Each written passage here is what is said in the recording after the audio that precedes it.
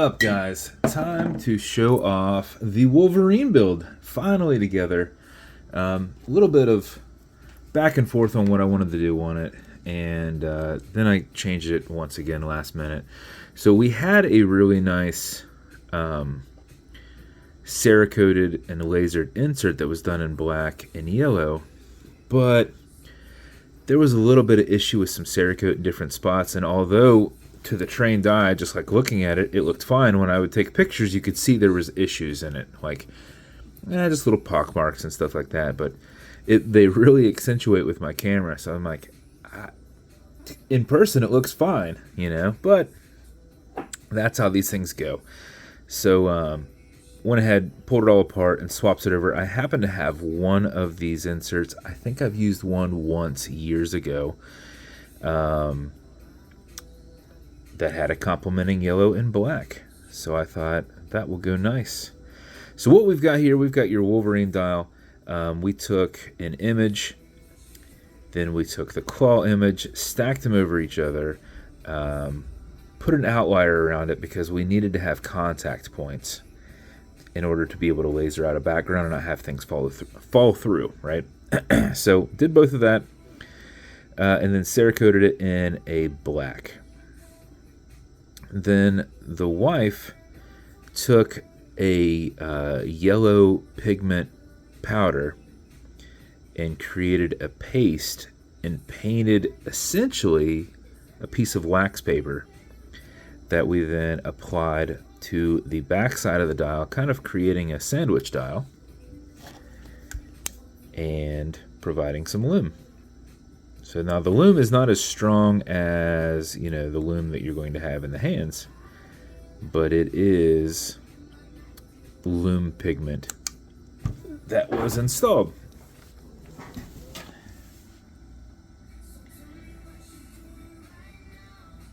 So the brighter stuff that I have would have been in green, which wouldn't have gone with the flow. So we had to literally make that background with lume pigment and wax paper. So something we've never done before, but it came out pretty awesome. So outside of that, everything is done in a black and yellow cerakote. So you've got your 100 case done in black with the sides done in yellow. Your engineered band is a continuation of that. Clasp is done in yellow, but everything else is done in black. We did an underlay of yellow to where when we laser out, you can see that exposed yellow under it. Caseback's just done with a really cool Wolverine image. Let's see if we can actually pop this off real quick and see. So black cerakoted, and then that's just lasered off. So this is a milled solid caseback that was then cerakoted and then lasered. So it had a set of black Vostok 24 hands on there. I had these really cool black with yellow hands that I wanted to try, but the yellow isn't lumed. And then it didn't have a seconds hand that went with it. So I could just put a regular seconds hand, but it would have had like a white colored lume instead of a yellow, basically that. So I'm like, that would have been cool. The yellow doesn't lume. That's not really cool. But they were so big, I thought it was going to block off a lot of areas where you'd want lume to show through. So, passed on that. Small coin bezel. That took a lot of time to do. Our inlays are done in basically you do the whole thing in black,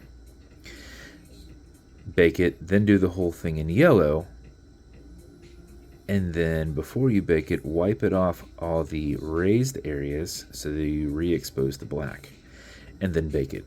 So that's how that happens. Then that diver insert we referenced, the black hands, has a rotor in the back here. You just can't see it. It's an automatic mechanical. And just did a little homage to the belt there, the little X there, as well as on the buckle itself. Bezel on this will turn left, it'll turn right. It is on there super tight, so you will not accidentally move it.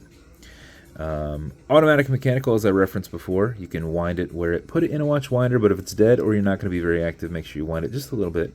And how you do that is you back the crown off the threads, and so you hear it and feel it clicking. At that point you can wind. Then a wind is a turn this way. Turning it towards you doesn't wind it, but it is a lot easier to keep your finger spacing and go back and forth. I specifically do this because when I would do these, I would start threading it back on, and then I'd have to go backwards anyway and take it back off. Then I'd have to pull it a little bit to make sure that I wouldn't do that again. So doing this, if I'm getting closer, I feel it, I can just kind of pull back a little bit and keep it in that wind position. So 4 or 5 seconds of that mixed with the rotor movement will keep the time throughout the day. If you know you're not going to be active at all, like long trip driving, etc., just go ahead and do this for a little while longer. Another 5-10 seconds of this.